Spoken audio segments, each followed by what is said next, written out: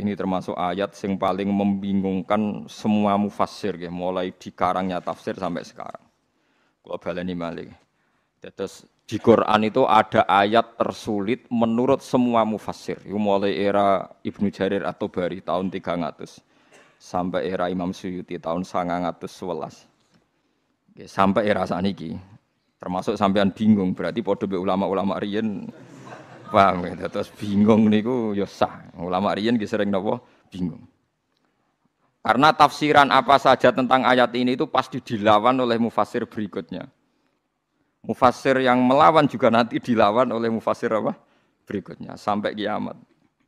Itu ada dua ayat yang as'abu ayatin fil Quran, ketika ulama-ulama ayat tersulit ning gone Quran.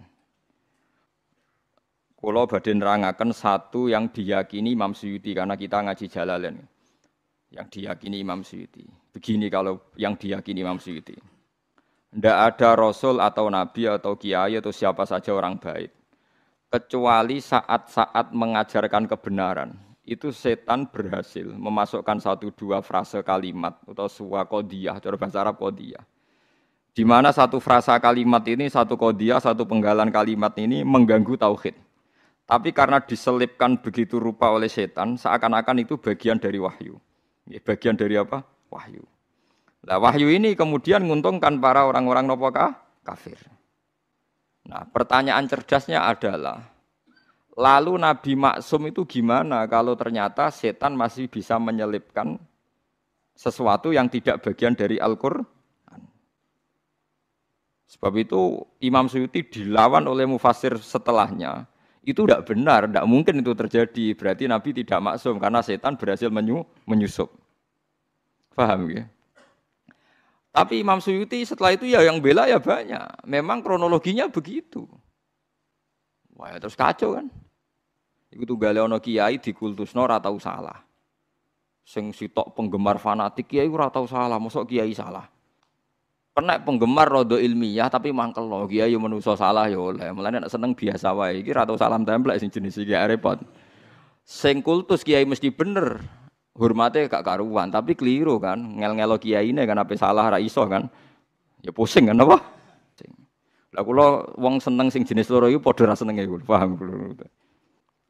Ini saya beri beberapa contoh ya. Mulane kula panik badhe mucal ayat ini panik. Karena berkali-kali saya belajar, nggih kula paling saya buat pegangan dalam komentar ini memang Qodiyat. Qodiyat itu punya kitab khusus namanya Asy-Syifa bi Ta'rifi Huquqil Mustafa.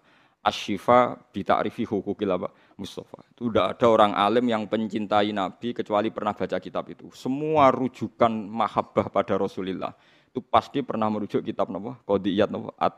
Asy-Syifa bi Ta'rifi Huquqil Mustafa. Itu beliau menjelaskan ayat ini itu sampai hampir separuh kitab karena saking kebingungannya. Begini, ada beberapa kejadian. Menurut jenengan orang tercerdas di dunia siapa? Nabi kan? Orang yang memorinya, ingatannya paling hebat siapa? Nabi. Sehingga begitu hormatnya sahabat, Nabi itu tidak mungkin lupa, Nabi itu tidak mungkin salah.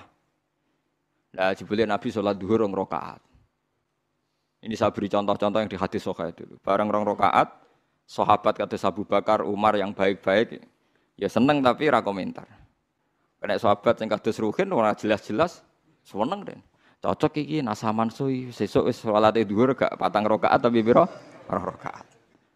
Karena perilaku Nabi itu tidak mungkin lupa. Artinya kalau Nabi dari sholat dhuwur 4 rakaat jadi 2 rakaat ya berarti mansuh kan yang 4 rakaat menjadi apa?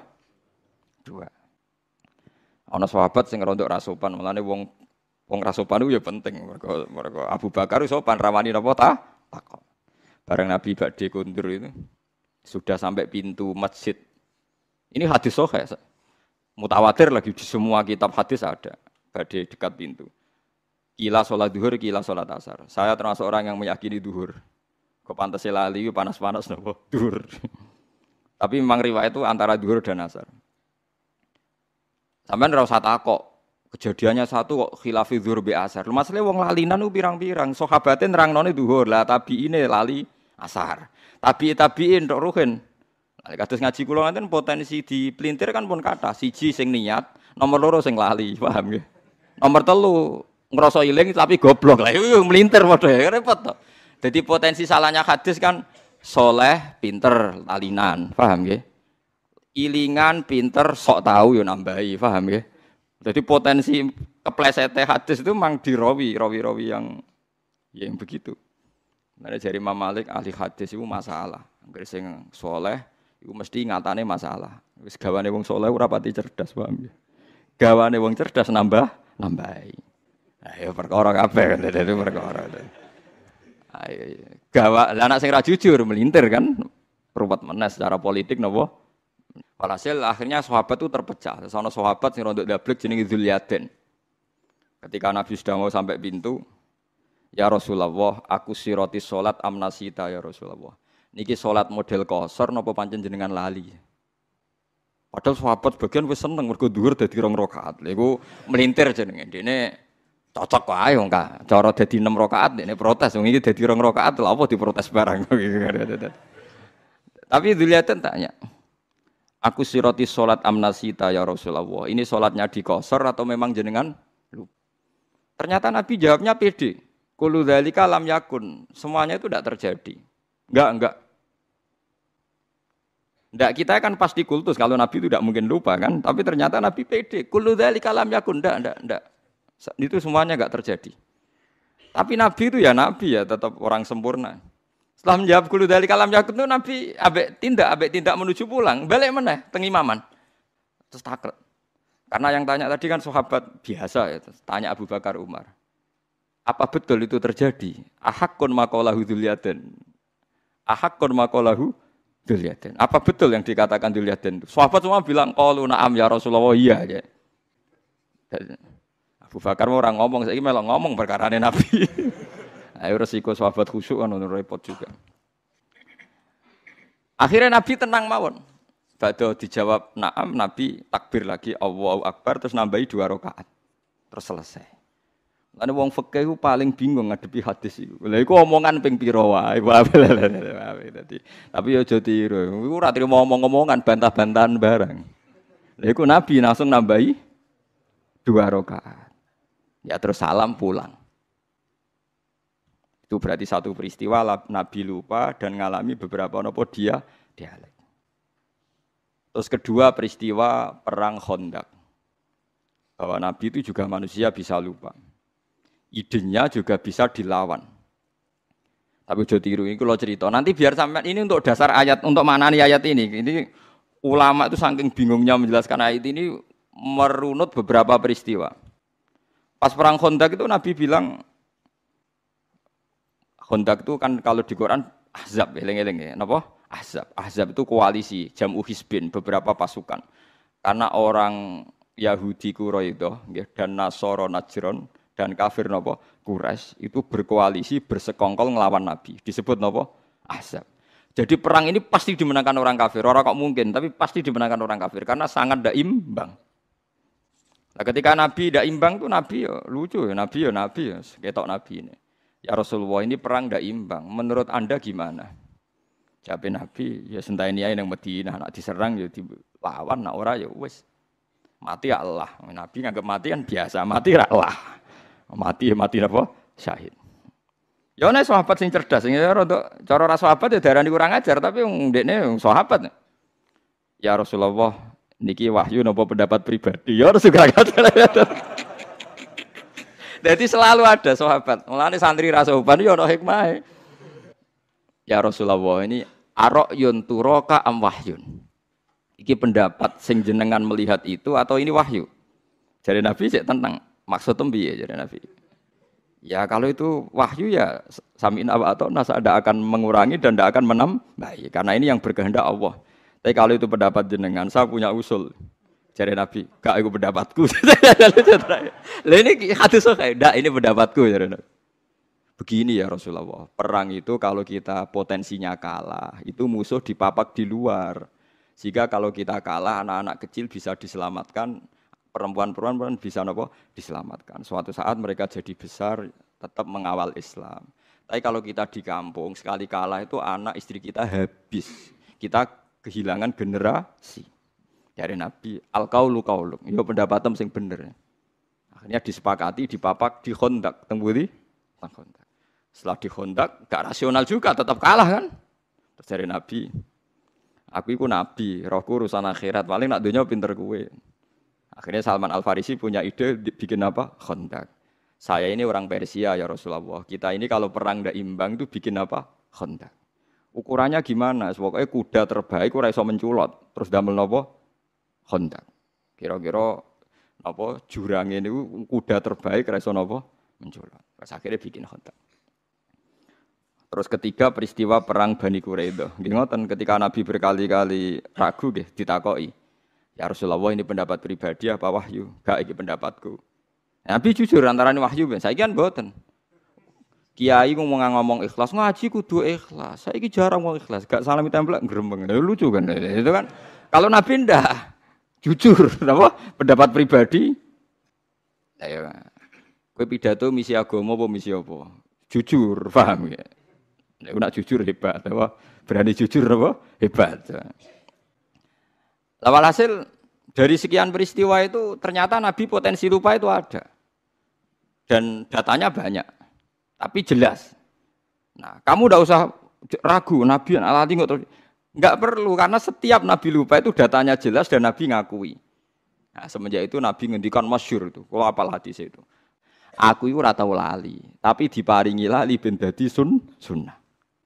Lan iki nek sering lali, alhamdulillah, sanggep bae rontok anut sunnah napa Rasul. Wah, jadi kaya kowe di hafalan Quran kadang yo nglali, sak lanyala wong sak donya yo tahu lali. Dan Nabi pun pernah ngendikan begitu. Muga-muga cah iku diwelasi pangeran, oleh ndres kok rontok banter. Aku krungu. Sehingga aku iso eling ayat sing aku diparingi lali. Bahkan sekali bernabi sanu qri'u kafala tansa. Iki jek ana napa illah Masya Allah, jangan istisna illah, Masya Allah. Walhasil Nabi itu saya tidak lali, tapi diparingi lali ben dadi sunnah. Nah semenjak itu kalau sholat lali, omongan kabeh mau dianggap lali. Ya wes akhirnya, enggak dianggap omongan sing batalno napa? Sholat. Paham gitu. Terus Nabi nggih nate sholat wonten dugi imaman, mun badhe takbir, terus pulang. Ketika pulang, tahu-tahu Nabi setelah itu terus sudah mandi, sholat lagi. Ditanya, saya lupa belum mandi junub. Ya biasa Nabi, ora sok suci, kowe ono isen. Nabi tenang mawon. Jadi banyak sekali peristiwa yang menunjukkan Nabi itu lupa. Ya ada, tapi itu tadi ya, sama ndak usah ragu tentang wahyu karena lupanya jelas dan dikonfirmasi dan itu masalah lupa. Nah, kalau begitu kasus ini normal, kasus ini normal. Yaitu Nabi membaca Quran afara'aitumul lata wal uzza wa manata tsalisatal ukhra. Mestinya terusannya ayat kan alakumudz dzakaru walahul untha tilka idzan qismatun diza. Tapi ndak. Tahu-tahu setan itu menyuarakan satu suara. Padahal ayatnya kan kamu apa tahu Lata dan Uzza, nama-nama berhalanya orang kafir. Wa manat wa lata uzza napa manat. Tahu-tahu para sahabat dan orang-orang kafir itu terdengar cara Jawa sruwing-sruwing krungu, pokoknya ana ayat tilkal gharanikul ula wa inna syafa'atahunna latur taja. Wah iku wasilah-wasilah sing luar biasa lan sampean Lata Uzza iso nyafaati. Lah akhir surat Najm ra ana sujud tilawah. Ana sujud napa? Tilawah. Gitu, akhir surat Najm sebut itu. Sebut ya. Lah ana sujud niku wong Islam ya sujud, wong kafir sujud. Aneh kan? Kanjeng Nabi kaget.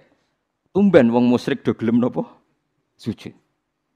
Nah, ketika Nabi janggal setelah sholat itu Nabi ya aneh. Wong Islam ya krasa aneh. Lho wong kafir kok melok sholat. Ya kok ngakoni. Nah, terus setelah sahabat do jagungan-jagungan itu ngerti. Jare wong kafir tumben Muhammad apian. Lah piye? Gelem ngelem pangeranku. Biasanya tukang misoi iki kok apa? Ngelem. Biasanya tukang nopo misoi. Syatmul alihah maknane misoi. Ora iso nak maknane gaya Jogja. Mbok les piye maknane syatmul alihah misoi. Nabi misoi. Wong lafate satmun kok. Ya tetep maknane nopo? Misoi. Akhirnya ditanya-tanya ternyata ada bacaan tilkal gharanikul ula wa inna syafa'atahunna latur taja.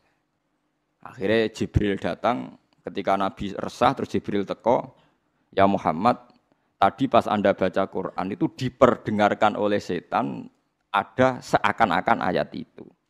Dan mereka menerima. Nah, itu mau terus Allah Ta'ala fayansakhu wa huma yulqis syaitan. Terus yang ayat-ayat yang bikinannya setan diambil, terus sumayuhkimu wa hunapa ayati. Tentu terus disortir lagi bahwa ayat itu udah ada. Sing ada ya afara'aitumul lata wal uzza wa manata tsalisatal ukhra, terus alakumudz dzakaru walahul untha tilka idzan qismatun diza. Lah niki sing masalah-masalah ila yaumil kiamah terjadi. Mulane kula suwun sing ngaji kula teng mriki kudu sadar nabi iku seringe diparingi lali. Laline iku dadi sunnah muttaba.